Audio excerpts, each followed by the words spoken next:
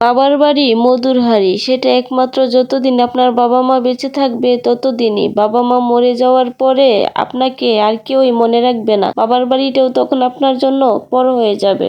চিরচেনা সেই জায়গাটাও একসময় অচেনা হয়ে যাবে। বছরের পর বছর চলে যাবে, অথচ সেই বাড়িতে যাওয়া হবে না। যেই বাড়িতে আমার জন্ম, যেই বাড়িতে আমার বেড়ে ওঠা, কতই না মিষ্টি মধু স্মৃতি জড়িয়ে আছে এই বাড়িতে, তাই না? আমার শৈশব, আমার কিশোরী বয়সটাও কেটেছিল এই বাড়িতেই। কিন্তু এক সময় এই বাড়িটাকে নিজের বলে দাবি করতে পারবো না। এই বাড়িটা চলে গেছে ভাই ভাবির দায়িত্বে।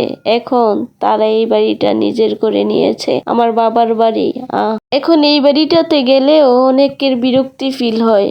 বেশি দিন থাকলে বিরক্ত লাগে, কখন এই বাড়ি থেকে চলে যাবে, এতদিন হয়েছে আসছে এখনো যায় না, কত বিরক্তিকর, তাই না? অথচ যখন বাবা মা থাকতে এই বাড়িতে যাই, কতই না আনন্দ লাগে, বাবা মা কতই না খুশি হয়।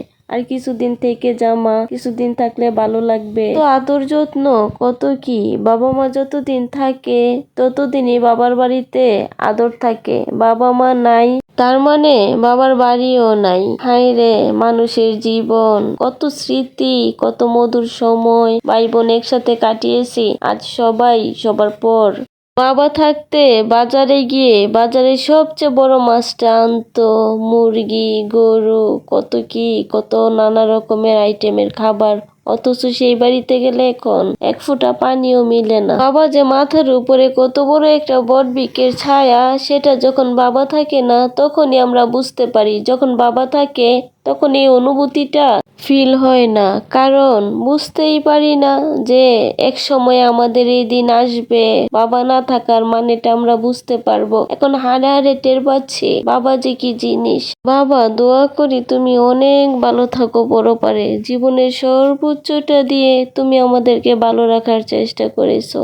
জানি তোমার এই ঋণ কখনো শোধ করতে পারবো না, আর এই ঋণ শোধ করার মতো না। নিজের শরীরের চামড়া দিয়ে যদি জুতো বানিয়ে দিতাম, তারপরেও এই ঋণ কখনোই শোধ হতো না। একটা কষ্ট সারা জীবনই থেকে যাবে, যে শেষবারের মতো তোমার কাছ থেকে একবার মাফ চেয়েও নিতে পারলাম না। বাবা, তুমি ভালো থাকো, সব সময় দোয়া করি আল্লাহ যেন তোমাকে জান্নাতের সর্বোচ্চ স্থানটা দেন, জান্নাতুল ফেরদৌস নসিব করেন, আমিন।